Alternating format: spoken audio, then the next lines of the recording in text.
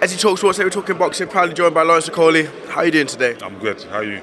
I'm doing well. Obviously, it's going to be a big night for you. 2 debuts, heavyweight debut and Queensberry debut. What's that mean to you? Yeah, it's the first step in a new race that I'm on. So I'm excited, interested in going out and making a statement.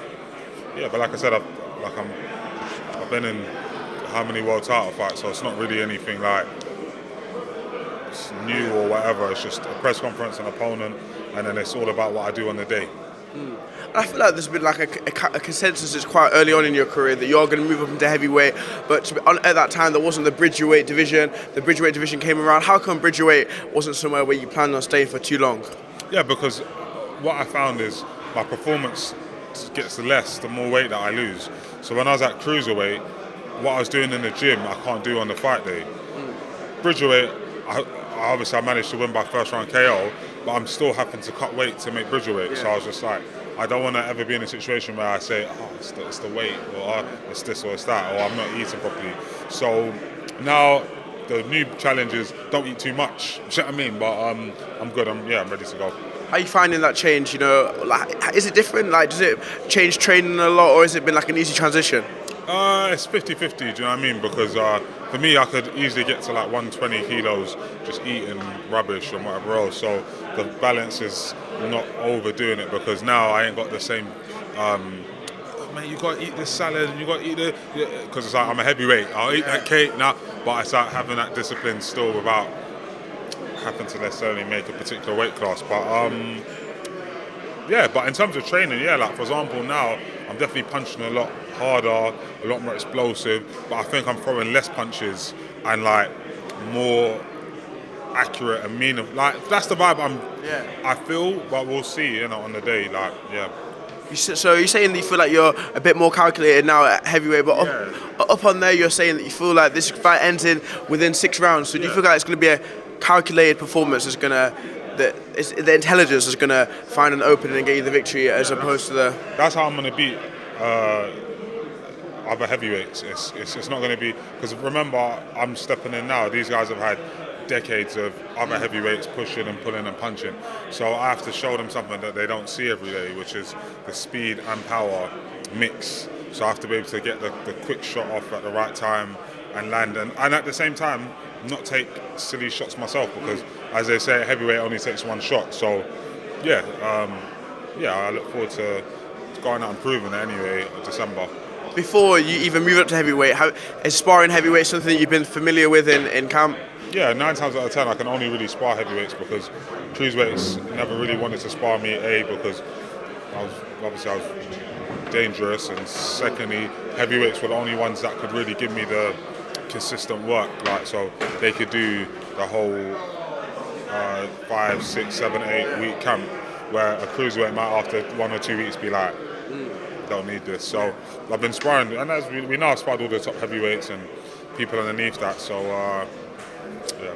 So from what I gathered on stage, you're familiar with Hussein. He said that maybe I've been in the gym with loads of people. I don't think me and him have ever sparred or anything.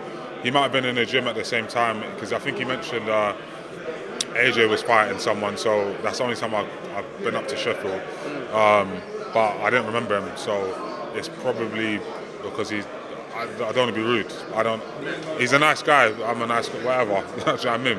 We're going to fight. So, so you're not too familiar with his career? No, as in I've watched his stuff since, because I'm fighting him. But in terms of like beforehand, no, he's just a guy. Do you know what I mean? From what you've seen as of recent, do you feel like he's got anything that could trouble you in the ring? Any heavyweight and any man has what it takes to trouble another man. I just have to be switched on, not get caught with any silly shots, not get too over. Like, obviously I want to impress, but not get carried away and I'm gonna get and swinging wildly and whatever. Just being very cool, calm, composed, and I'll get the knockout. Is there a case of, as well, as Def mentioned on stage, I think it was Frank actually, he said that the heavyweight division is a very sexy division. Is there also a case of not only you feel more natural at heavyweight, but there's bigger fights, more interesting fights that are going to get the fans excited, that contributes to your decision to move up? I mean, it made it an easier move, but really it is all just it was getting too hard to just keep dropping weight.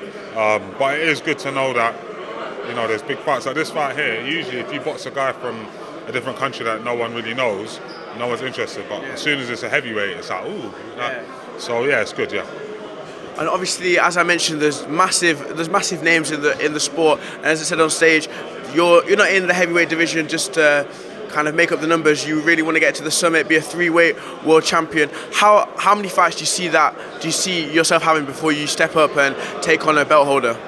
I think well, obviously I have this one, which is counted as one. So either 2 or 3.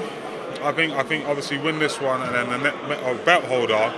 Okay, I would say 3. So this one, a big step up. I get through that one, then it's got to be a world title. Yeah. When you say big step ups, are any names you may be thinking? It's off the top of your head. Well, like for example, in my governing body that I'm highest ranked in is the WB.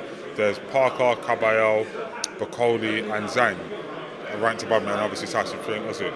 So depending on what goes on with them, it's like any one of those 4 above is the one I want immediately after this fight. So yeah. Well, so you'd be happy to win this fight, go into a Parker, and then go straight into a. Yeah, that's what I'm here for. You know what I mean? Like, yeah, that's exactly right.